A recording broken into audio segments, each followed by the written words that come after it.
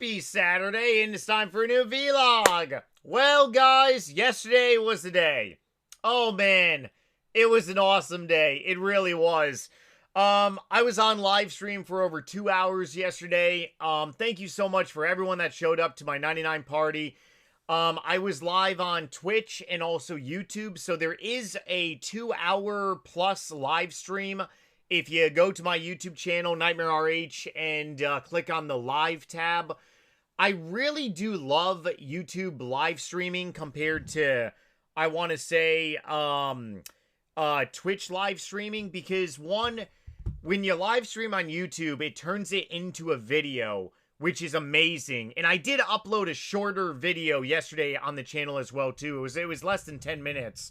It was me getting the 99, getting the drop party, or doing the drop party, which a lot of you walked away with many really good surprises. But I will be doing a lot more live streams, essentially multi-streaming as well too.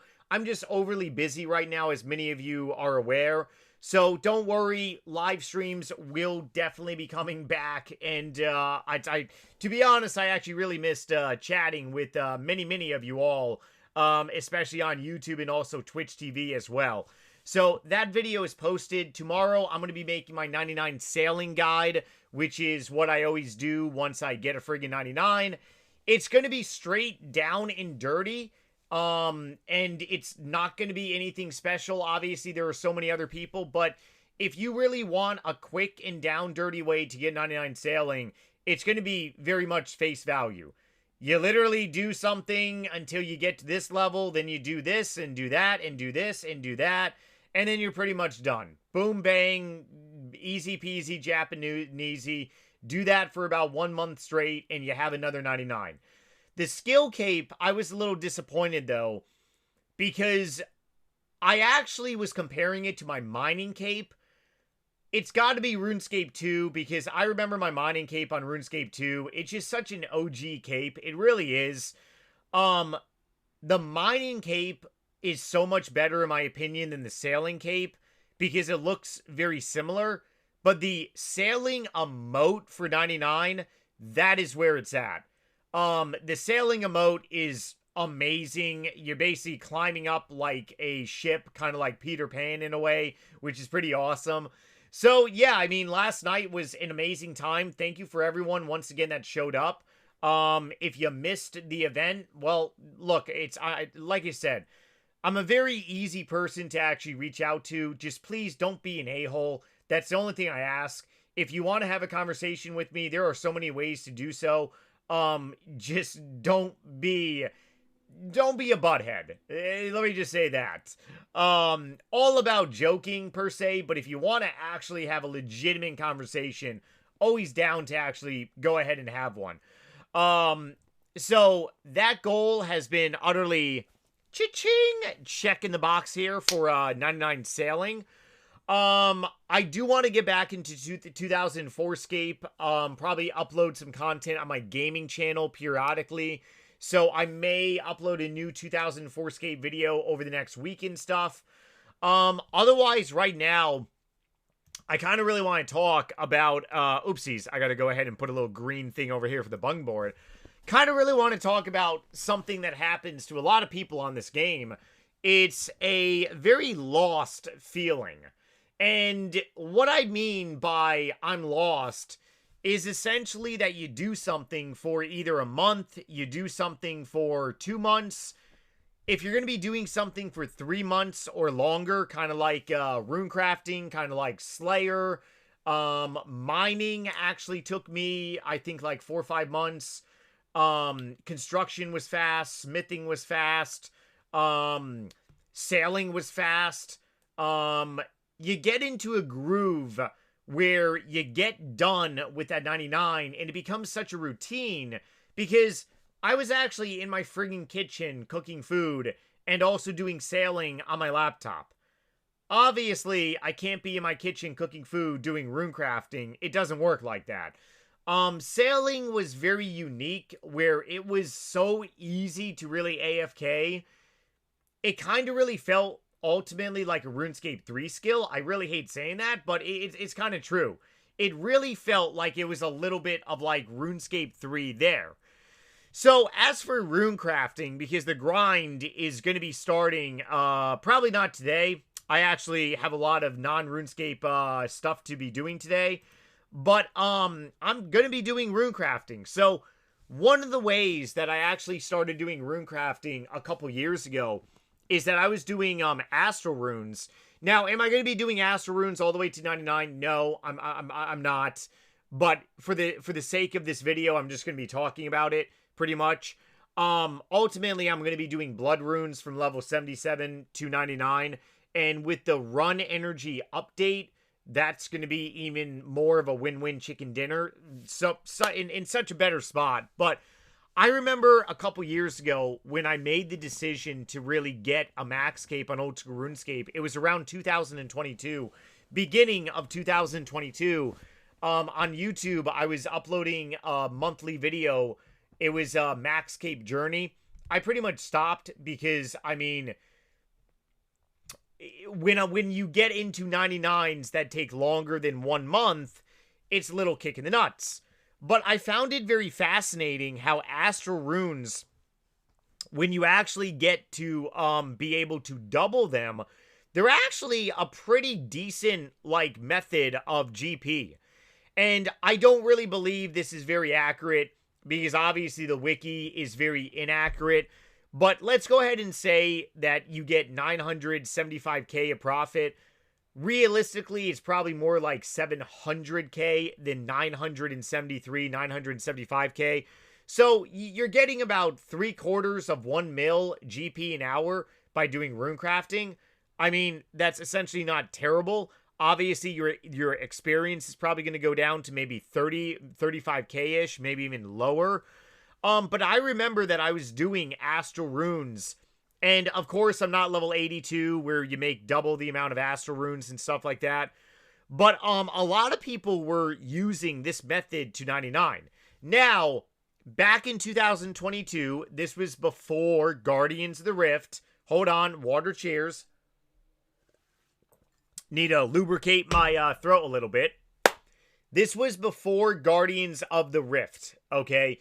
Guardians of the Rift is very important because Guardians of the Rift, basically pretty much, hold on, text message, okay, Guardians of the Rift, basically adds a lot of, so, my Old School RuneScape clan, I'm going to be running a lot of Guardian of if you are in my Old School RuneScape clan, or if you just want to come and chill, I'm going to be hosting a lot of Guardian of the Rift, aka Guardians of the Galaxy. Probably going to watch those movies this weekend to get some motivation. I'm going to be doing a lot of Guardians of the Rift, pretty much like events. And I could very well do Guardians of the Rift to level 77. I could chill a little bit and maybe do Astral Runes. Obviously, Guardians of the Rift is really good for interacting events, especially on live streams as well, too.